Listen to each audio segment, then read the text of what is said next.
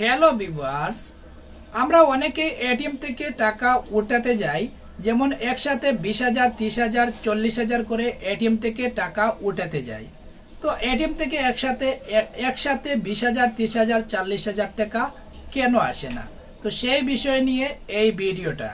তো ভিডিওটা পুরো দেখবেন, ভিডিও পুরো না দেখলে কিছুই বুঝতে পারবেন না। চ্যানেলে নতুন হলে চ্যানেলটিতে যদি এখনো সাবস্ক্রাইব না করে থাকেন, ইউটিউব চ্যানেলে যদি ভিডিওটা দেখে থাকেন চ্যানেলটিতে সাবস্ক্রাইব করে পাশে থাকা বেল আইকনটি অন করে ভিডিওতে একটা লাইক করে নেন।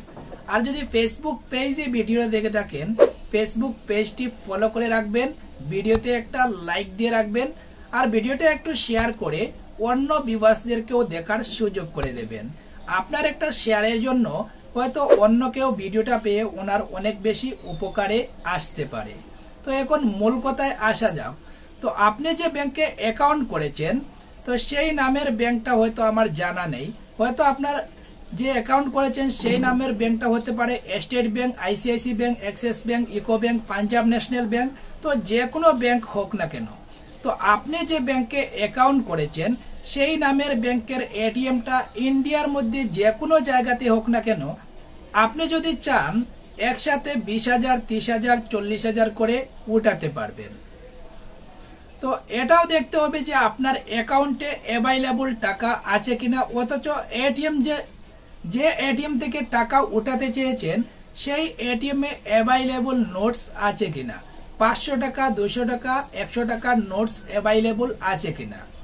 তো যদি অ্যাকাউন্টেও টাকা থাকে, এটিএম এ যদি অ্যাভাইলেবল নোটস না থাকে, 500 টাকা, 200 টাকা, 100 টাকার নোটস না থাকে, একসাথে চাইলেও আপনি 20,000, 30,000, 40,000 করে উঠাতে পারবেন না। আপনি যে ব্যাংকে অ্যাকাউন্ট করেছেন সেই নামের ব্যাংকের এটিএম থেকে আপনি টাকা উঠাতে চেয়েছেন। তো যদিও চেয়েছেন, আপনি দেখতে হবে যে অ্যাকাউন্টে টাকা আছে, এটিএম এ অ্যাভাইলেবল নোটস আছে কিনা। এটিএম এ বড় অঙ্কের নোটস থাকলে বড় ট্রানজাকশন করতে পারবেন। যেমন আপনি টাকা 20,000 উঠাতে চেয়েছেন, এটিএম এ 100 টাকার নোটস বা 200 টাকার নোটস। তো এখানে আপনি যদি চান একসাথে 20,000 টাকা উঠাতে, একসাথে 20,000 টাকা উঠাতে পারবেন না, কারণ এখানে ছোট অঙ্কের নোটস, যেমন 100 টাকার নোটস, 200 টাকার নোটস আছে। তো এখানে আপনাকে 8,000, 6,000, 7,000 বা 10,000, তো যেরকমটা আসে সেরকম আপনাকে উঠাতে হবে। যদি 500 টাকার নোটস থাকে, আপনি একসাথে 20,000 টাকা উঠাতে পারবেন আপনি যে ব্যাংকে অ্যাকাউন্ট করেছেন সেই নামের ব্যাংকের এটিএম থেকে। 500 টাকার নোটস অ্যাভাইলেবল থাকতে হবে, অথচ 200 টাকার নোটস, 100 টাকার নোটস থাকতে হবে। আপনি চাইলে 40,000 টাকা, 30,000 টাকা একসাথে আপনি যে ব্যাংকে অ্যাকাউন্ট করেছেন সেই নামের ব্যাংকের এটিএমটা ইন্ডিয়ার মধ্যে যে কোনো জায়গাতে হোক না কেন, একসাথে আপনি 20,000, 30,000, 40,000 টাকা উঠাতে পারবেন। আর যদি এটিএম এ ছোট অঙ্কের নোটস থাকে, যেমন 100 টাকার নোটস বা 200 টাকার নোটস, তো আপনি এখানে 6,000, 7,000 বা 8,000 করে উঠাতে হবে। এর চেয়ে বেশি একবারে আসবে না। একবারে যদি আপনি যদি একবারে 15,000 টাকা উঠাতে চেয়েছেন, তো এটিএম এ যদি অ্যাভাইলেবল নোটস না থাকে, তো আপনাকে দুবারে 15,000 টাকা উঠাতে হবে।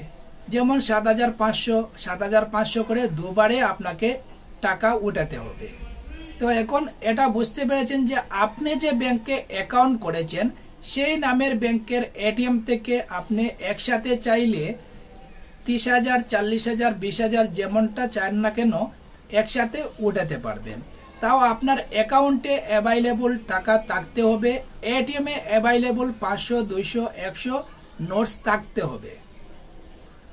তো এখন আমি আদার্স ব্যাংকের কথা বলছি। যেমন অন্যান্য নামের ব্যাংকের এটিএম থেকে টাকা উঠাতে গিয়েছেন একসাথে 30,000 বা একসাথে 20,000 টাকা। তো এক কথায় বলি, অন্যান্য নামের ব্যাংকের এটিএম থেকে যদি টাকা উঠাতে যান তাহলে একবারে 10,000 টাকা আসবে।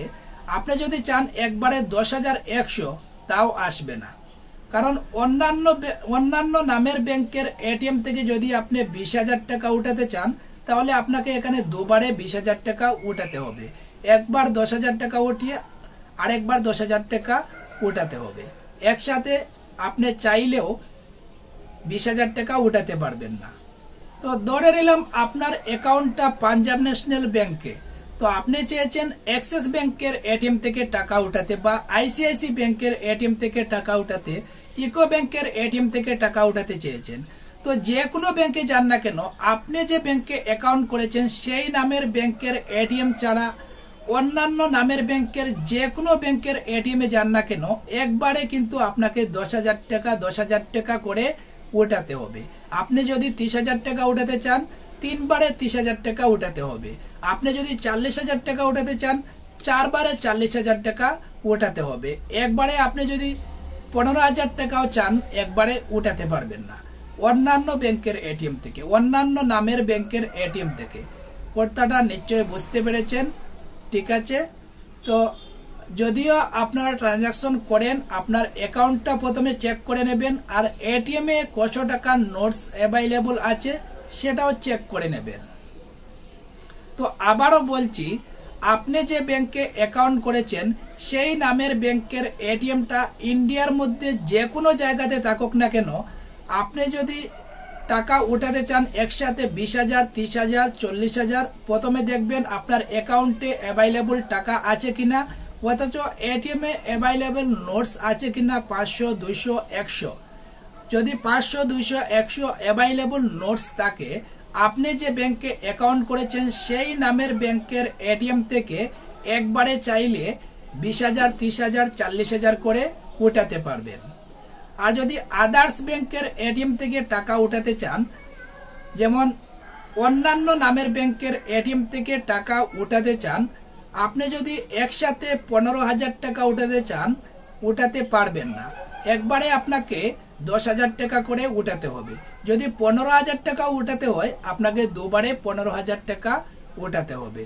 10,000 টাকার বেশি অন্যান্য নামের ব্যাংকের এটিএম থেকে টাকা আসে না, একবারে 10,000 টাকা করে উঠাতে হবে। তো হয়তো আপনারা এটাও বলতে পারেন যে আমি একবারে 20,000 টাকা উঠাতে চেয়েছি না, 15,000 টাকা উঠাতে চেয়েছি না, 10,000 টাকাই উঠাতে চেয়েছি, কিন্তু এটিএম থেকে তো টাকা আসছে না। তো আপনাকে প্রথমে দেখতে হবে যে আপনার অ্যাকাউন্টে অ্যাভেলেবল টাকা আছে কিনা, এটিএম এ অ্যাভেলেবল নোটস আছে কিনা।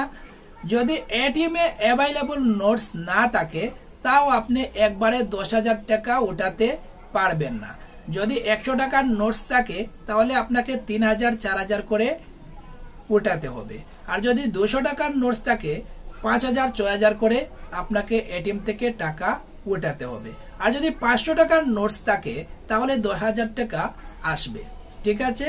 তো নিশ্চয়ই এখন বুঝতে পেরেছেন যে আপনি যে ব্যাংকে অ্যাকাউন্ট করেছেন সেই নামের ব্যাংকের এটিএম থেকে কিভাবে টাকা উঠাতে হয়, বা অন্যান্য নামের ব্যাংকের এটিএম থেকে কিভাবে টাকা উঠাতে হয়, অথচ কত টাকা আসে অন্যান্য ব্যাংকের এটিএম থেকে একবারে, আর আপনি যে ব্যাংকে অ্যাকাউন্ট করেছেন সেই নামের ব্যাংকের এটিএম থেকে একবারে কত টাকা আসে, সেটা নিশ্চয়ই এখন বুঝতে পেরেছেন। তো আপনারা যে যেখান থেকে দেখছেন না কেন, চ্যানেলে নতুন হলে চ্যানেলটিতে যদি এখনো সাবস্ক্রাইব না করে থাকেন, ইউটিউব চ্যানেলে যদি ভিডিওটা দেখে থাকেন, চ্যানেলটিতে সাবস্ক্রাইব করে পাশে থাকা বেল আইকনটি অন করে ভিডিওতে একটা লাইক করে নেন।